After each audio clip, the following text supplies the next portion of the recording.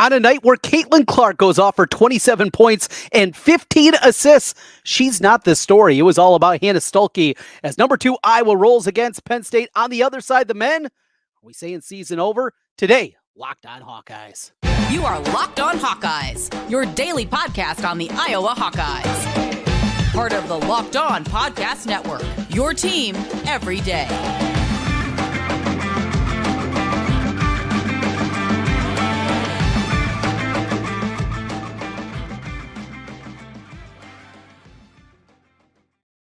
Hey, welcome in. I'm Trent Condon, and this is the Locked On Hawkeyes podcast. Thanks for making Locked On Hawkeyes your first listen every day. We're available wherever you find podcasts, and you can find us on YouTube. While you're there, make sure you hit the subscribe button. Helps us get in front of more Hawkeye fans. Today's episode is brought to you by FanDuel. Make every moment more. New customers join today. You'll get $200 in bonus bets if your first bet of $5 or more wins. Visit FanDuel.com/locked on to get started.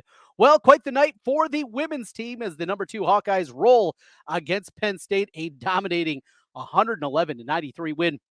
In this one, as Iowa cruised out to the victory down after the first quarter, they come roaring back. A great third quarter separated it and put it away. We'll get into that game on the other side in the opening portion of the doubleheader. It was the Iowa men come battling back after a rough first half and certainly a rough about final 10 minutes of the first half. They take a lead by as many as 7, but eventually that lead dissipates very quickly and they fall at the hands of the Nittany Lions. And it feels like very well could be season over in that one. We'll talk a little football today, the return of Levar Woods, or him not getting the job in Tampa Bay, what that means, and certainly an expectation for the special teams increasing as it does every single year for Iowa football. We'll get into that a little bit more. We got wrestling coming up this evening as it'll be number one Penn State against number 2 Iowa. But yes, it's number 1 versus number 2 in the coaches poll.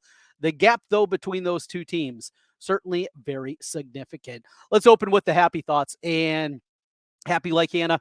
Yeah, I think we all were in that one. What a performance from Hannah Stuelke, as she was nothing short of incredible. 47 points, one off a all-time scoring record for the University of Iowa women's basketball team. 47 points, 9 rebounds in the game for her. She goes 17 of 20 from the floor, 13 of 21 from the free throw line. That's 62% in the victory for the Hawkeyes. She was rim running, getting to the rim very well, catching some tough passes, some throw aheads. And what separates Hannah Stuelke from some of the post players that we've seen at the University of Iowa is her speed, her athleticism. At 6'2", she is not the biggest center. Probably in many teams and many lineups in women's basketball, she would be a power forward. That's what she was. And really, that was the expectation coming into the season. I think myself, I'm not alone on an island on this one. I thought that it would be Addison O'Grady from what we saw a year ago, another year of development. She'd be starting at the center position. We'd see Hannah Stuelke at the 4. And then, of course, what we have, Kate Martin, Caitlin Clark, and Gabby Marshall. And that was the anticipation. And instead, it's gone another direction. And instead of that, they have gone small, if you will, playing a power forward at the center position, putting Molly Davis out there. And we'll get to Molly here in a moment as she was limited this evening. But yeah, I don't know. It's so difficult to describe the idea by Lisa Bluter. When everybody thought they were going one direction, and that was playing the posts, they looked in the portal. There are a couple of players that they were after. Ware was certainly one of them. A couple of big-time post players that they were trying to get. Didn't happen. All right, all well and good. But instead of going traditional, we're going to say, you got to guard us. You got to play at this level. And as I said at the top, this was a game where Caitlin Clark was not at her best, certainly shooting the basketball. And you see that in the numbers.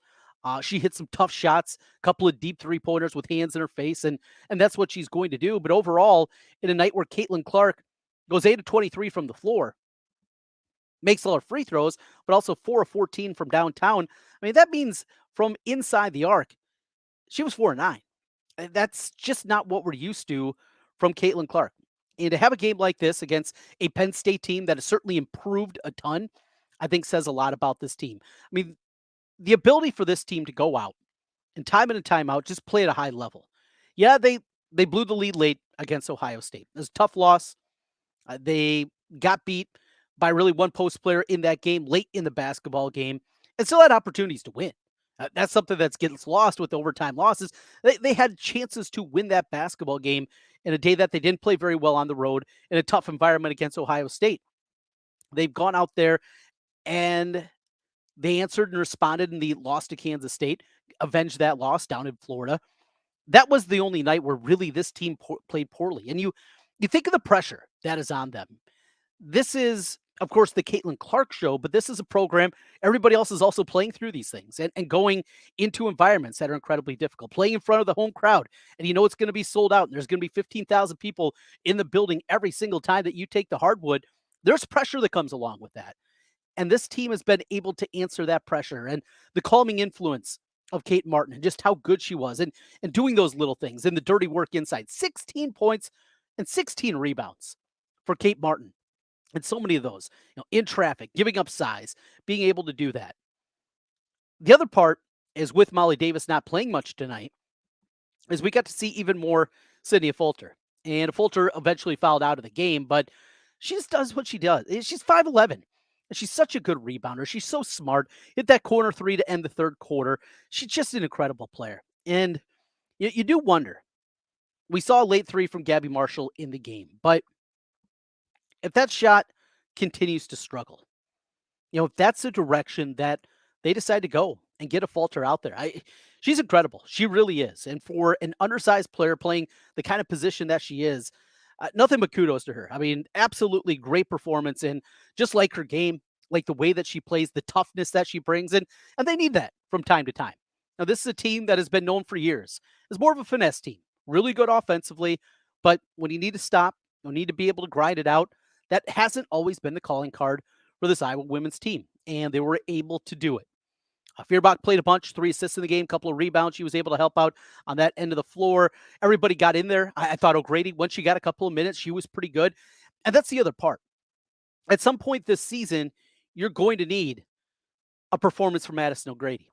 You're going to need Sharon Goodman to be able to come in and help out. You're going to need those kind of things because there's going to be teams, matchup-wise, that I was going to have to match what they have inside. Or Hannah Stuelke is going to get in foul trouble. And when that happens, you got to be ready to go.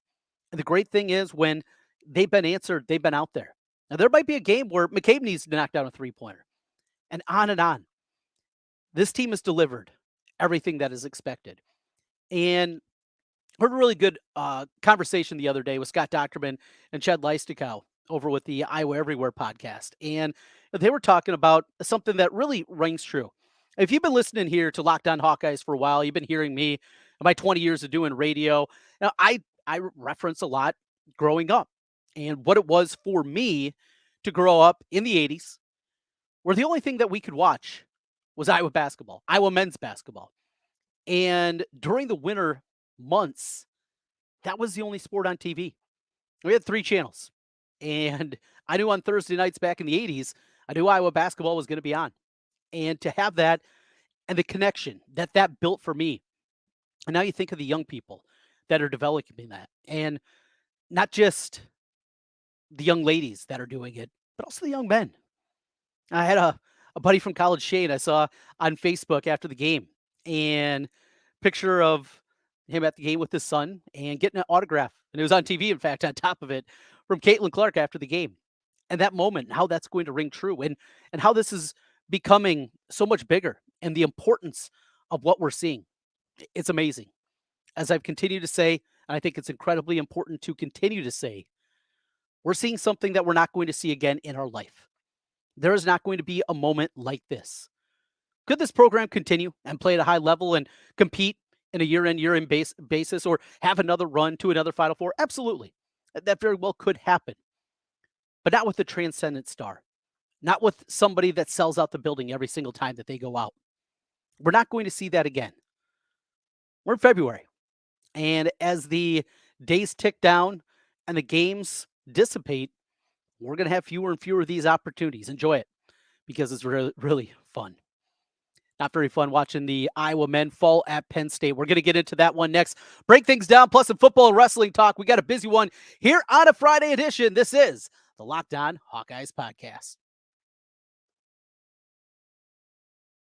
Happy Super Bowl to all who celebrate from FanDuel. FanDuel is America's #1 sportsbook. If you're like me, Super Bowl Sunday, it's all about scoring the best seat on the couch, grabbing your favorite football snacks, and placing some super bets. Love a lot of the props that are available right now on FanDuel. I am taking a look right now on the under total, over under a half interception for Patrick Mahomes, like the underside of that one. 17 career playoff games, just 4 interceptions, and hasn't thrown one in 6 straight. But that's not all. They got anything you can imagine under the sun at FanDuel. Not only can you bet on who's going to win the Super Bowl and Super Bowl 58 between the Chiefs and the 49ers, FanDuel also has bets for which player is going to score a touchdown. Multiple touchdowns? How about 3+ touchdowns? Yeah, you can do that. How many points are going to be scored in the game? Yardage totals for the players, and so much more. New customers join today. You'll get $200 in bonus bets if your first bet of $5 or more wins. Just visit FanDuel.com/lockedon to sign up. That's FanDuel.com/lockedon. Make every moment more with FanDuel, an official sportsbook partner of the NFL. Trent Condon back with you once again here on the Locked On Hawkeyes podcast. As always, thanks for making Locked On Hawkeyes your first listen every day. We go from the good to the bad, and it feels like season over for this Iowa men's basketball team, falling at the hands of Penn State on the road. Penn State team that have been playing better, went on the road last week, got a couple of road victories against Indiana and against Northwestern. They come back home, and Iowa had moments. Didn't play well in the final stretch of the first half. It was some ugly basketball. You saw the offense really get bogged down at times, but had a little mini run there at the end of the first half, got back in it. It was nip and tuck. And then that second half, they got rolling. Monster dunk from Owen Freeman. You saw Cricky get going inside. Perkins was doing his thing, and though he wasn't scoring at the level that we'd seen in the previous 5 games when Tony Perkins had scored 20 points or more, he was facilitating at a really high level and had 8 assists in the game. Peyton Sandfort goes out with a shoulder injury, came back in. Not the performance that we've seen from him lately. 3 of 9 from the field and 2 of 7 from downtown. But really the difference in this one was down the stretch, Penn State made plays. And when they needed a big shot, they were able to find a big shot. It was a whole lot of Ace Baldwin, who transferred in with Coach Rhodes from VCU this past season. He's just an outstanding playmaker, a really good facilitator. They got Clary back out there. He played off the bench, and he was okay, but it was just a bunch of different guys that were helping out, a very balanced attack out of them. And Iowa couldn't get stops. And it's as simple as that. It's kind of the same old refrain that we've talked about throughout the course of this season. Good to see Cricky get going a little bit. Patrick McCaffrey built on the game against Ohio State. Those are the good moments in this one. Dembele came in and kind of did his thing as he's continued to carve out a role in a niche, and you got excitement about him going forward. But, him, Owen Freeman, Josh Dix, again, at moments, it's the same conversation we've had a lot with Josh Dix. 3 of 5 from the floor. Doesn't take a three-pointer. You need more out of him.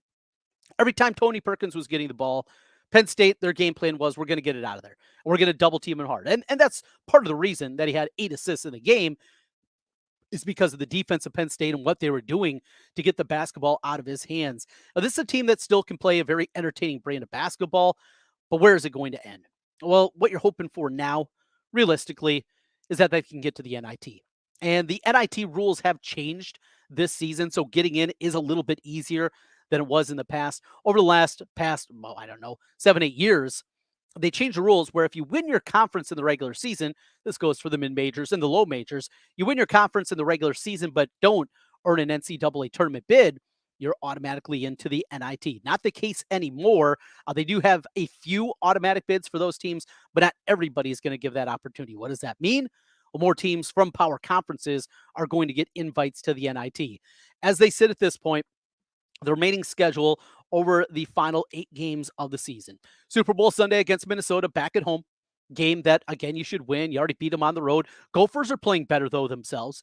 You go to Maryland. They already got you one time. Then you get Wisconsin, at Michigan State, at Illinois. How about that for a 1-2 combo? The Tuesday, the 20th, and then Saturday, the 24th, at Sparty, at Champaign, 2 places that Iowa has played very poorly historically. Penn State, after that, you perhaps can avenge that loss at Northwestern. Northwestern at home plays about as well as anybody in the country, and what they have and what the kind of victories that they have throughout the course of the season. Then you get Illinois back in Carver to wrap things up.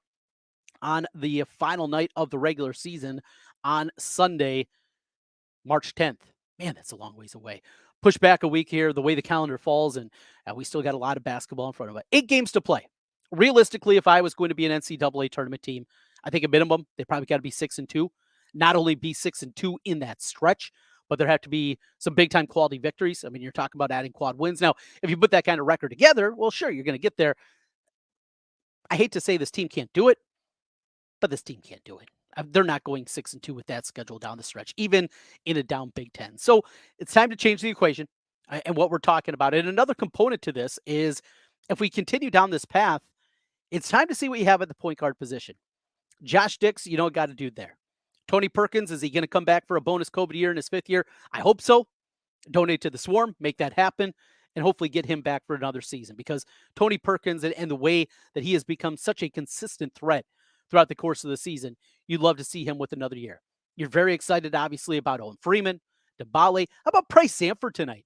Really showing up and coming in when Big Brother went down with a shoulder injury and coming on there and doing some things. Knocked down an open 3 from the top of the key, had a nice drive and a kiss off the glass. He was able to do some things, had a beautiful pass on top of it. So you got to see kind of the full complement of what he can do there.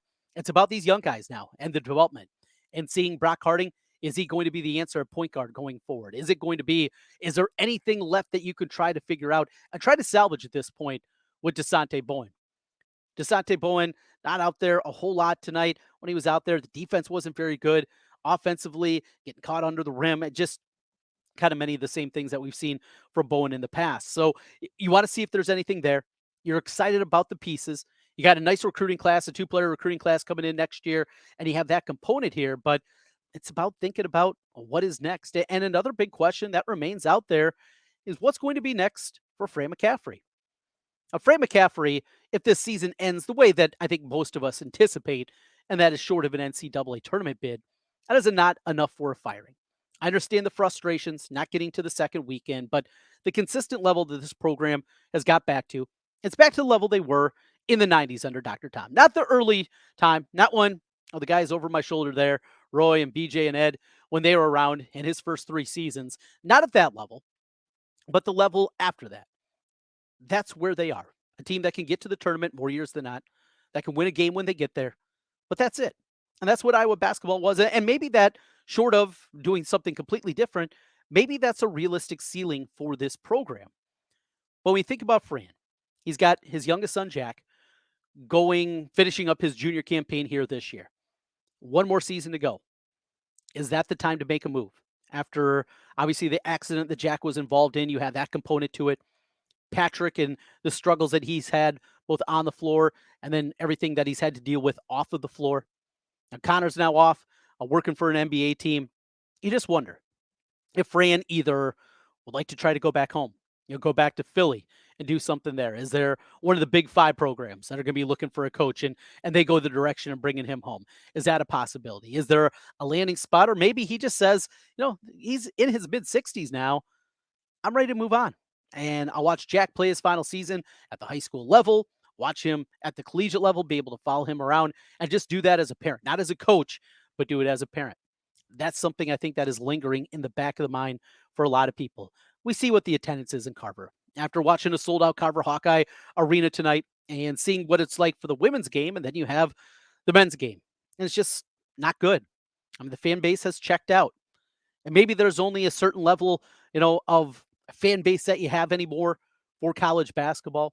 And so many of those casual fans snapped up tickets and are spending their discretionary income to go to a women's game. But we're seeing it, and we're seeing how the crowd reacts. I disagree with it, but I get it. And people are speaking with their wallet at this point in time. That's unfortunately where we are with Iowa basketball. A little football and wrestling to wrap up here on a Friday edition of Locked On Hawkeyes. Plenty to get into. Levar Woods did not get the job in Tampa Bay. He returns. Special teams, he's got some work to do coming up this season and figuring out exactly what they're going to look like on the third component to football. We've talked a ton about Tim Lester and the new OC. A lot of great stuff on yesterday's podcast as well from former Hawkeye running back LaShawn Daniels, breaking things down. Why is the offense, or was the offense, at least with past offensive coordinators, so difficult to pick up? Thought he had some really good thoughts on that and what Tim Lester can do as the OC. We continue here on Locked On Hawkeyes, talking football and wrestling. It's coming your way next.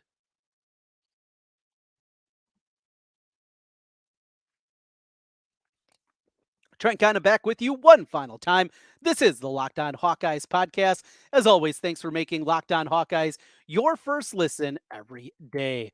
I want to tell you right now also about what we have going on Locked On. We have launched the first ever national sports 24/7 streaming channel on YouTube, and now you can also find it on Amazon Fire TV. Locked On Sports Today is here for you 24/7, covering the top sports stories of the day with the local experts of Locked On, plus our national shows covering every league. Find the Locked On Sports Today channel now on Amazon Fire TV.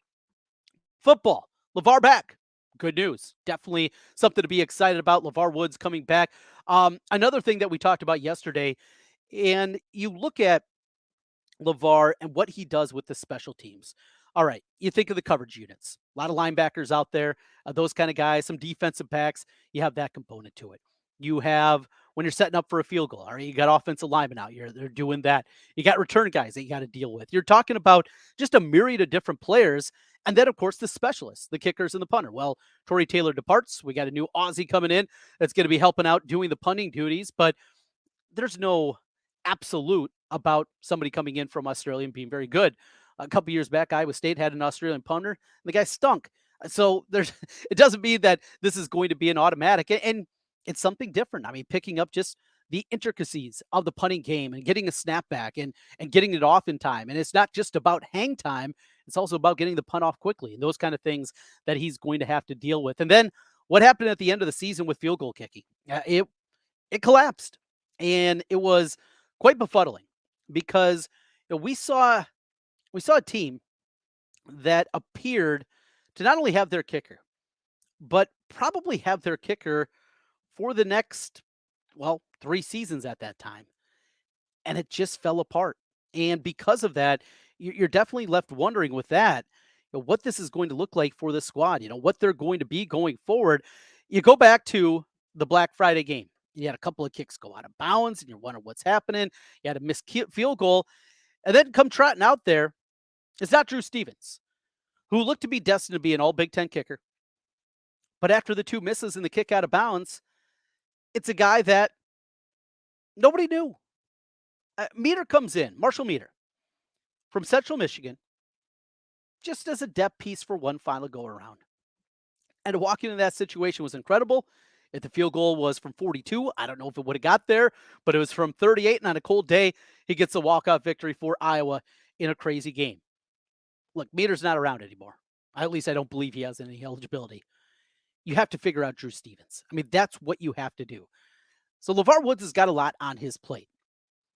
Was he disappointed about being passed over for the assistant head coach job? And I don't even know if passed over actually is right, probably not the right term. But he was not the guy ultimately that was selected for that. Levar has aspirations to be a head coach. He's talked about that in the past. Did he believe that this was the path for him? Look, coaches leave all the time, and programs can sustain. It's different at Iowa. People love working for Kirk Ferentz. Football coaches absolutely love him. He's a football guy. You continue to hear about what it is. And it's not like the old days where you do have to just jump jobs and continue to increase that paycheck a little bit more, because making a living was different, certainly even just 20 years ago. Not the case anymore. And we see that. We'll see if this leads maybe to another increase in salary. Everybody's getting a raise after this past season. That's part of the contract for Kirk Ferentz, and we've seen that. And, of course, what we saw, the income for Tim Lester and the huge raise for Phil Parker, much deserved, and what happened with Seth Wallace. But a lot going on there. The coverage units have been elite. Kicking game, short of towards the end of the season, last season, has been excellent. He's done a really good job. And not only that, he's a guy that is easy to root for. He's a guy that you hear nothing but glowing things about him, not just from Iowa football people, but people in college football and the NFL. He's got a bright future. And you can understand him looking around and seeing maybe he's hit his ceiling. Did he want to be at least have more of an opportunity to become a coordinator? That's another one, not a special teams coordinator, but a coordinator on either side of the football.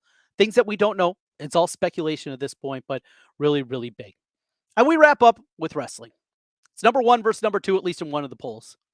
But boy, doesn't it feel it. Penn State comes in with a chance potentially of breaking the all-time scoring record of the NCAA Tournament, held by the Hawkeyes in 1986. They are stacked. They have number one wrestlers up and down the lineup. There is not really a hole in the lineup. And on paper, you can come up with a couple of wins for Iowa. 3, really, if you're stretching with an upset in there, maybe 4. And I know the suspensions have changed the outlook of this team, but to sit here at this point and have that be the possibility, it stings. And what is the answer for Iowa wrestling? We talked about obviously bringing in the Ferraris, and it's not just about the talent of them as wrestlers, it's all the baggage that also comes along with it. And now AJ's down training in Southern Iowa with an MMA gym down there. Is it selling your soul to bring in those guys to try to track down Penn State? The guy was won national championships recently. It's been there. But is this the direction you have to go? In the new portal environment, how different it is. Now, wrestling's always had an ability where you didn't have to sit out like it did in the past in college football and college basketball. That was something that was different. But the way now that, well, we see Penn State fill in the holes of their lineup with a couple of transfers. Now, what Iowa can do, and ultimately the new practice facility, I think, is going to help. But you look at what Penn State does and just how good it's been now for the last 15 years. It is a tall mountain. And I think you have the right guy there and Tom Brands. It's also about finding the right guys to get out there on the mat. Recruiting, getting those elite level prospects. Difficult to do, but that's ultimately the end game for Iowa wrestling. Thanks for making Locked On Hawkeyes again your first listen every day. We're with you each and every weekday throughout the course of the week, talking Hawkeyes, talking a little bit of everything. Hey, we got baseball right around the corner. That's right, Hawkeye baseball, and maybe as anticipated of a baseball season that Iowa baseball's ever had. The softball team, on the heels of what they did a year ago, making a run in a postseason tournament all the way to the championship. That was great to see, and Coach Gillespie continued to build things up there. We got spring sports coming up on the horizon here. Baseball, softball, we'll be talking about that, and a whole lot more. Spring football also will be starting on March 21st. Well, we have an NCAA tournament team to talk about in the men. Probably not. The women, let's hope for a long run there. Your team every day. That's what we do here on the Locked On Network. And thanks for making Locked On Hawkeyes your first listen every day. We'll be back with you over the weekend with a reaction to everything we see. Caitlin Clark, can she get the scoring record in Lincoln? Do the men bounce back in Carver against Minnesota? We got that and a whole lot more. We'll talk to you Monday. Go Hawks.